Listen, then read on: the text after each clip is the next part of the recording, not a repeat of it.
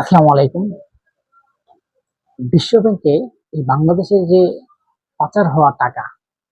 বাংলাদেশে এই আওয়ামী লীগের সময় আওয়ামী লীগ যখন ১৭ বছর ক্ষমতায় ছিল, তাদের এমপি, মন্ত্রী এবং বিভিন্ন যারা সুবিধাবাদী আছিল, পুলিশ কন, সেনাবাহিনী কন বা বিভিন্ন বাহিনী কন, এদের মধ্যে যারা ছিল এবং বাংলাদেশে অনেক এই আওয়ামী লীগের সাথে জড়িত ছিল, শুধু আওয়ামী লীগ না, তারা যে বাংলাদেশ থেকে তার অনেক ১৭ বছর ক্ষমতা থেকে এবং তাদের সাথে আঘাত করে মিলিয়ে অনেক দল বা অনেক গার্মেন্টস ফ্যাক্টরি দিচ্ছে বা অনেক নেতা নেতা বা এরকম বা লোকজন আছেন, তারা কিন্তু দেশের বাইরে প্রায় সবাই, বিশেষ করে আওয়ামী লীগের সময় যারা এমপি ছিল, দেশের বাইরে তারা সবাই এমপি করছে, বাড়িঘর করছে, বাসা করেছে, অনেকগুলো বাসা করেছে। এই যে বাংলাদেশের টাকা নিয়ে গেছে সেখানে, এবং সেখানে নিয়ে তাদের নিজের মতো বাড়িঘর সব সেটেল করেছে। এই যে বাংলাদেশের অর্থ পাচার হচ্ছে, এই অর্থ পাচারের প্রতিবারই কিন্তু লড়াই করে যাচ্ছে ডক্টর মোহাম্মদ ইউনূস। এবং আজকে আমরা দেখলাম যে ডক্টর মোহাম্মদ ইউনূস এবং বিশ্ব ব্যাংকের যারা দায়িত্বে আছেন এবং বিশ্ব ব্যাংকে যারা আছেন, তাদের সাথে কথা বলেছেন যে আমাদের যে এই বাংলাদেশ থেকে অনেক টাকা দুর্নীতি হয়েছে এবং বাংলাদেশের যে অনেক টাকা সারা বিশ্বে পৌঁছেছে এবং বিশ্ব ব্যাংকে পৌঁছেছে, আমরা সেগুলো ফেরত চাই, আমাদেরকে সেগুলো দিতে হবে। এই যে তারা ফেরত চাচ্ছে এবং ডক্টর মোহাম্মদ ইউনূসের একজন নোবেল বিজয়ী ডক্টর মোহাম্মদ ইউনূস, আসলে মানুষের মনে প্রশ্ন হচ্ছে যে তিনি যে আসলে যে এই টাকাগুলো বিদেশে পাঠাচ্ছে বা বিদেশে যে পাঠানো হয়েছিল বা এই যে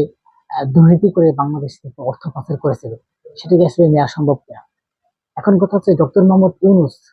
তিনি একজন নোবেল বিজয়ী, তার ব্যাংকের সম্বন্ধে অনেক অভিজ্ঞতা আছে এবং ডক্টর মোহাম্মদ তিনি বিশ্ব ব্যাংকের তার ঘনিষ্ঠতা আছে, সম্পর্ক আছে, এবং আইনি ভিত্তিতে সেই টাকাকে ফেরত নেওয়া সম্ভব কিনা। আসলে এখানে কথা হচ্ছে যে আপনি যদি দেশের বাইরে সে টাকা বা যারা দেশের বাইরে টাকা প্রদান করেছে বা পাঠিয়েছে, সেটা টাকা তাদের দেখবেন যে উলটপালট হয়ে তার টাকা কই থেকে কই গেছে তা আর বিশ্ব ব্যাংক যদি এটা দিবে, আমি তো আজকেও পর্যন্ত বা দেখি নাই বা শুনি নাই, বা আপনারা কেউ যদি শুনে থাকে আমাকে কমেন্ট করে অবশ্যই বলে যাবেন যে বিশ্ব ব্যাংক থেকে টাকা ফেরত নিয়ে আসতে পারবে কিনা। তবুও যেখানে হোক বা না হোক, তবুও সেখানে ডক্টর মোহাম্মদ ইউনূস তিনি চেষ্টা করে যাচ্ছেন তার সুনাম রক্ষার জন্য। এবং আগামীতে এই যে বাংলাদেশের যে নিয়ম নীতি এবং বাংলাদেশে যে আর অর্থ পাচার না হয়, এই বাংলাদেশ থেকে যদি যে কোনো রাজনৈতিক দল আসার পরে যদি এমনকি ভাবে আপনার অর্থ পাচার হয়, তাহলে দেশে কি থাকবে? দেশে কিছুই থাকবে না, একটা খুল হয়ে থাকবে। এর জন্য তিনি একটা পদক্ষেপ নিয়েছেন, আগামীতে যাতে এই অর্থ পাচার, বাংলাদেশের থেকে যে অর্থ পাচার যাতে না হয়, এবং যে অর্থ পাচার হয়েছে সেটা কিভাবে